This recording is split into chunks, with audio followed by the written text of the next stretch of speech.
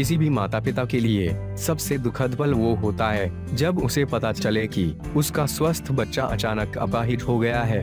जी हाँ, कुछ ऐसा ही हुआ 3 साल के मासूम कॉलन के साथ, जो रात में सोया था तो पूरी तरह से ठीक था, लेकिन जब सुबह उठा तो पैरालाइज हो चुका था।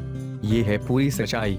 डिलन और स्टेफनी ने एक दिन सुबह जब कॉलन को देखा तो उठे बैठने में कठिनाई हो रही थी, साथ ही वह ठीक से चल भी नहीं पा रहा था।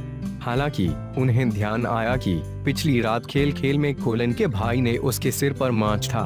इसके बावजूद वो ठीक था और अपने भाई के साथ खेला भी था, इसलिए वो निश्चिंत हो गए कि उसके सिर पर चोट की वजह से ऐसा नहीं हुआ है। फिर भी उन्हें लगा कि कुछ तो गड़बड़ है, जिसके कारण कॉलन की तबीयत बिगड़ रही है। दोनों कॉलन को तुरंत हॉस्पिटल ले गए और इमरजेंसी वार्ड में भर्ती कराया।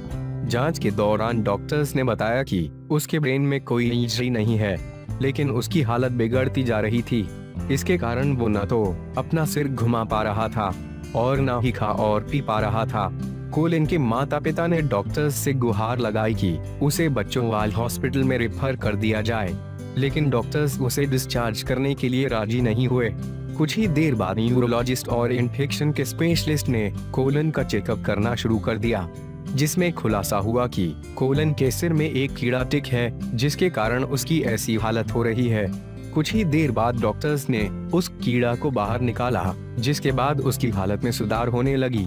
डॉक्टर्स का कहना था कि ये कीड़ा आमतौर पर दिखाई नहीं देता है और धीरे धीरे हमारी बॉडी का खून पीते रहता है, जिसके कारण इंसान कमजोर पड़ जाता है और उसे उठने बैठने में काफी दिक्कत होती है।